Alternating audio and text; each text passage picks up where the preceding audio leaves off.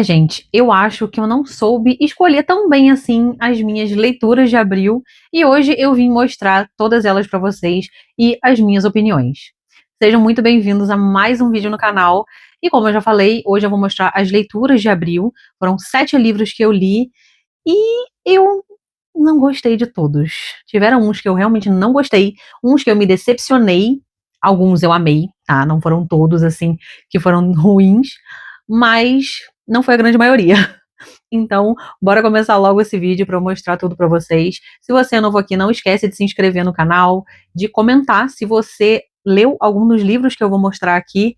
E vamos começar para esse vídeo não ficar tão longo. Eu vou começar com um livro que eu gostei, eu dei 5 estrelas, e ele estava parado aqui na estante há bastante tempo já, e foi uma grata surpresa, e eu tô falando de Stalker, da Tarryn Fisher. Eu já tinha lido um outro livro dessa autora, As Esposas, que saiu depois desse, né, e eu gostei tanto da escrita da autora que eu resolvi comprar esse mais antigo.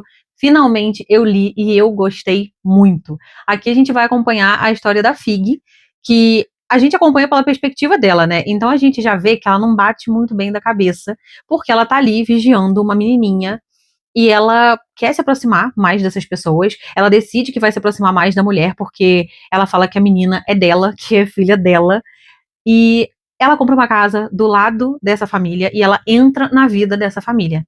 Então a gente acompanha ela sendo bem, assim, como é que eu posso dizer, né? Parece um pouco psicopata, né? Que normal ela não é. E aí a gente acompanha a Jolene, que é a mãe, o Darius e a Mercy, que é a menininha, né? A gente vê ali que ela tem uns comportamentos muito estranhos, ela faz algumas coisas até inconvenientes. Só que assim, esse livro, pra mim, ele já tem uma grande virada, porque não tem só a perspectiva dela. A gente acompanha a perspectiva da Jolene e do Darius. E, gente, quando começa a perspectiva deles dois, você vê que ninguém nessa história bate bem na cabeça, talvez só a criança, tá? Porque se tem uma coisa que ninguém aqui é normal. E eu gostei muito das reviravoltas do livro e do final também. Gostei, gente, o que eu amei foi o que tem na última linha do livro. Tem uma coisa, uma frase aqui no final que eu falei, não, ela não fez isso comigo. A autora teve uma sacada genial, eu achei muito legal, muito inteligente, e por isso eu dei 5 estrelas. Então esse aqui não foi com esse aqui que eu me decepcionei esse mês. Já o próximo foi um lançamento que eu não gostei, eu dei 2 estrelas, e o lançamento é O Casal Perfeito, ou Um Casal Perfeito, de Leslie Wolfe. E eu fui achando que eu ia gostar muito, porque eu li O Hospital dessa autora, e eu gostei muito. Só que, gente, que livro chato, cara. É um livro muito repetitivo, monótono. Eu achei muito sem graça. Achei o plot totalmente inverossímil. Eu achei realmente assim. Eu li arrastada. Eu só li porque eu ganhei o livro e eu tava numa leitura coletiva. Porque senão eu teria largado, tá? Porque. Gente, faltou tudo, tá? Me faltam até palavras pra falar mal. Porque ele é sem graça. Aqui a gente acompanha a história da Amanda Davis e do Paul Davis, que eles vão num evento. A gente vê que é um casal que não tá muito bem, né? Eles têm ali os seus problemas, eles não estão aquele clima apaixonado, um casal que super se dá bem. É muito pelo contrário, né? A gente vê que o Paul é totalmente egocêntrico, ele é muito arrogante, ele é um insuportável. E a Amanda, ela tá ali empurrando com a barriga esse relacionamento. E aí eles estão num evento, justamente que fala sobre você ter mais segurança na hora de dirigir, de você ter mais prudência. E aí o Paul, ele enche a cara nesse evento e ele pega o carro para dirigir. Que ideia mais inteligente, não é mesmo? O que acontece? Ele atropela uma pessoa e mata. Aí você acha que ele ligou pra polícia? Claro que não. Ele fugiu do local, ele escondeu tudo aquilo, o carro ficou destruído, e aí ele guarda esse carro na garagem, ele convence a Amanda de não ligar pra polícia, porque ela queria ligar, e a gente vai acompanhar todo o desenrolar dessa história. O que vai acontecer com eles, como fica a mente deles, porque toda hora eles acham que vão ser pegos, né? Porque como que o cara vai consertar o carro sem ter que explicar o que aconteceu? Sem dar a entender que foi um acidente, como que ele vai fazer isso? E aí a gente acompanha os dois, né, o pensamento dos dois, porque fica alternando ali a visão de cada um. E, gente, o Paul é detestável, eu não sei o que a Amanda tá fazendo com ele. Só que aí vem o plot. Assim, eu não sei nem o que dizer, porque eu já não aguentava mais ler. Eu achei muito repetitivo, muito chato, muito sem graça. E aí ficava toda a vida aquela mesma ladainha. e eu só queria que acabasse. Aí veio o plot e eu fiquei assim, ah, então tá. Acaba logo, pelo amor de Deus. Eu não tava aguentando mais. Eu achei horrível o plot, gente, não faz o menor sentido. E tem muitas pontas soltas aqui nesse livro, que obviamente eu não posso falar, né, porque senão é spoiler, mas tem muitas pontas soltas, o que acho que prejudicou também a minha experiência de leitura, porque às vezes a autora jogava umas coisas, ela não explicava, ela não dava nenhuma introduçãozinha, e ela só ia falar lá na frente, aí você ficava assim, ah, então isso que ela falou 400 vezes era isso. Fora os outros furos, as perguntas que não tivemos respostas. Perdi meu tempo apenas. Mas ainda foi legal, dei 2 estrelas. E aí, gente, vem agora talvez a minha maior decepção do ano, porque eu tava com muitas expectativas. Eu não dei uma nota ruim, eu dei 3 estrelas, né, que é uma nota... É um livro bom, um livro ok, mas eu achei que eu ia amar o livro, eu achei que eu fosse favoritar, assim como eu favoritei os outros 2 da trilogia. Eu tô falando de A Esperança. Gente, eu achei tão frustrante, eu acho que essa é a palavra, porque não foi nada do que eu esperava, acho que foi para um outro caminho. Eu não posso falar aqui a pior parte do livro, porque é muito spoiler, é o maior de todos, eu acho. Mas eu fiquei muito decepcionada com o rumo da história. Eu achei que em alguns momentos ficou muito repetitivo. Achei um saco o triângulo amoroso.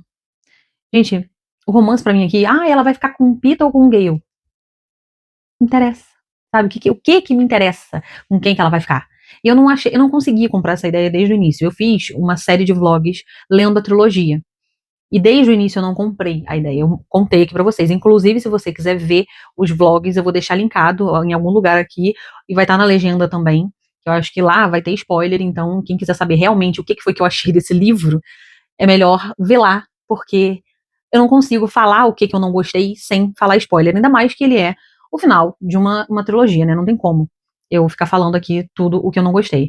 Mas é isso, gente. Infelizmente não supriu minhas expectativas. Eu dei 3 estrelas, como eu falei, né? Mas eu vou ler os outros 2 livros. Eu já tenho Cantiga de Pássaros e Serpentes aqui. Em breve também vai sair vlog, eu vou fazer vlog de todos. E Amanhecer na Colheita, assim que eu comprar, também vou fazer um vlog de leitura aqui. Eu espero que eu goste, porque a trilogia terminou meio esquisita pra mim. Eu resolvi pegar todos os físicos primeiros, que os 3 e-books ficam pro final. Então, o último físico que eu li foi o livro dos 12, né? Que eu tô fazendo um sorteio de um livro por mês. No caso, eu botei só fantasia, também mostrei pra vocês aí quais foram os livros que eu escolhi. Vou deixar linkado pra quem quiser ver todos os livros que eu vou ler ao longo desse ano. E eu achei, gente, que eu fosse falhar esse mês, que eu achei que não fosse dar tempo. Mas eu consegui e o sorteio desse mês saiu Pássaro e Serpente. Acho que é isso, né? Isso. É uma trilogia. E eu gostei tanto que eu já tô lendo o segundo. Eu gostei muito desse livro. Eu dei 4 estrelas, mas parando pra pensar, eu tô cogitando aumentar pra 4,5. Eu sempre fico pensativa nas notas. Às vezes eu não dou nota na hora, ou eu dou uma nota e depois eu mudo.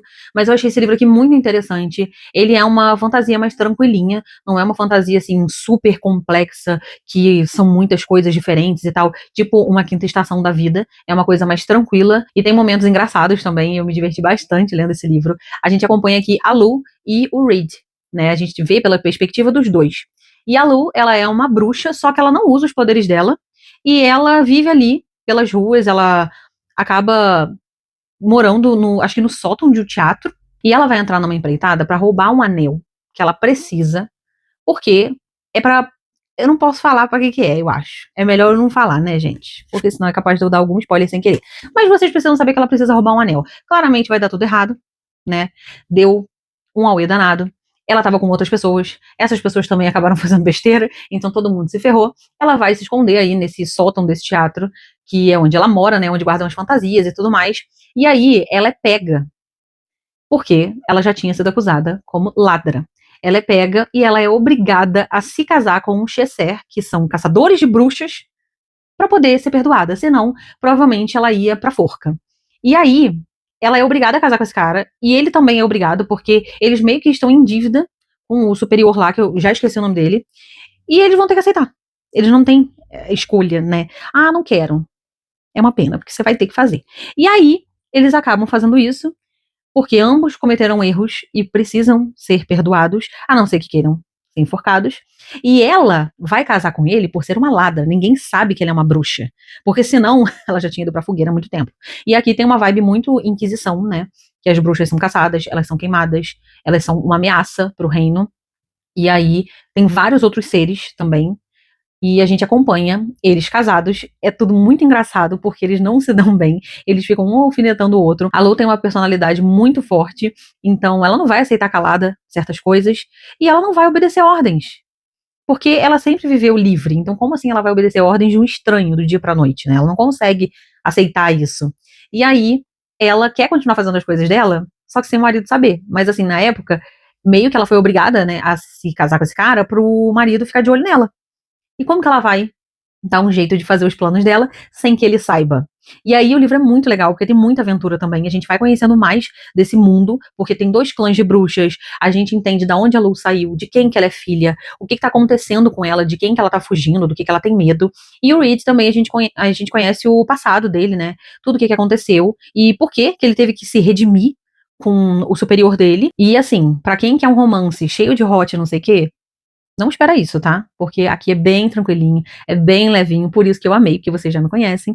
Eu ia detestar se tivesse 450 cenas hot. Não tem, tá? O romance ele vai sendo construído aos poucos, e aí chega no final e tal, até tem uma coisinha ali ou outra, mas nada muito exagerado, e por isso que eu amei, porque eu quero mais fantasia do que romance. E aí, no início agora de maio, eu já engatei no segundo livro, porque eu tô muito curiosa, acabou de um jeito aqui, que eu quero saber o que eles vão fazer para resolver determinada coisa, e tá sendo muito legal. Em breve eu vou fazer uma resenha pra vocês também com a trilogia completa, porque pelo jeito, gente, daqui a pouco eu vou pegar o terceiro direto e já já eu tô acabando. Agora, dos e-books, eu acabei pegando dois livros que eu não tava planejando ler, mas um deles eu entrei numa leitura coletiva e resolvi dar uma nova chance para um autor que eu não tinha gostado, porque eu pensei, né, eu só li um livro dele, vai que os outros são bons.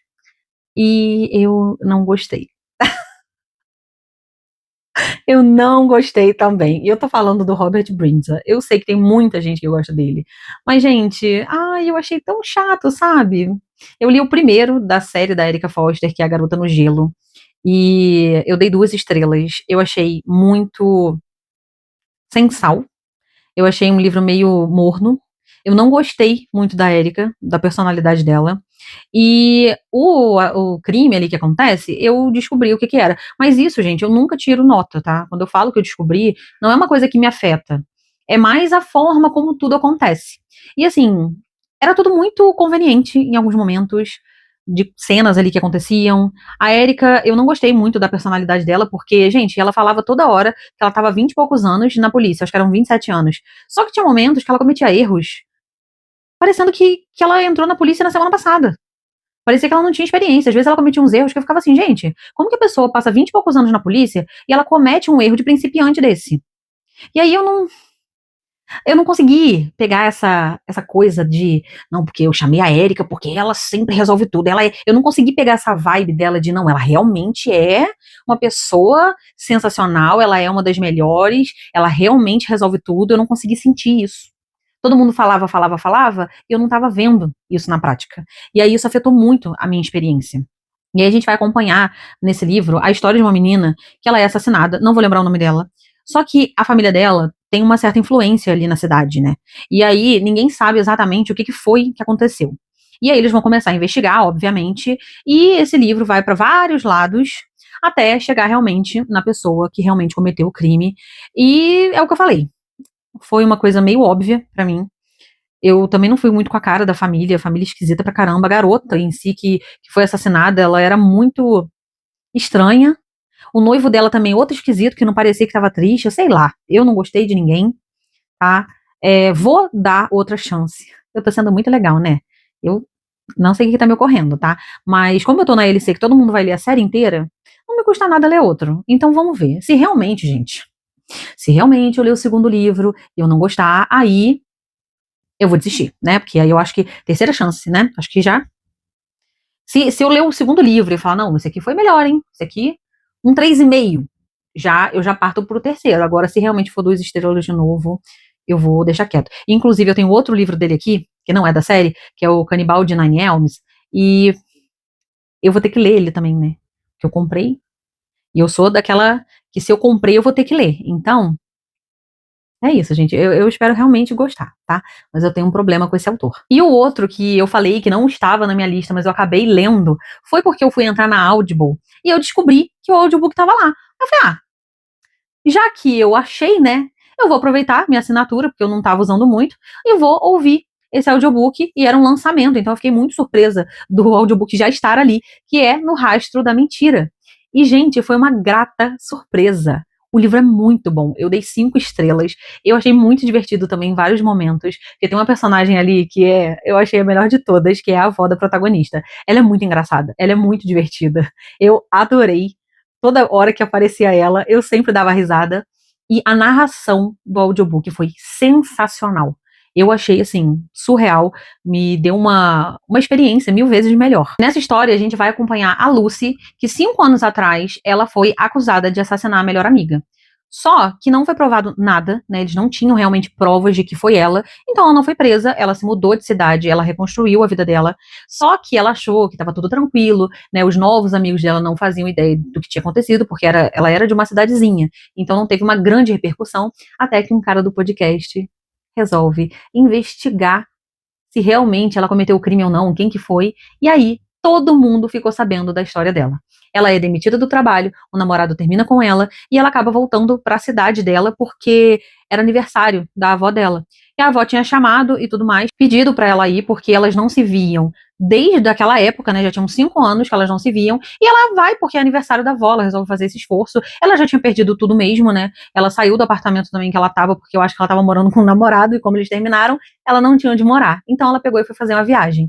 E aí, chegando lá, ela até resolve meio que começar a investigar o que aconteceu, porque tem um grande detalhe nessa história que eu esqueci de falar para vocês.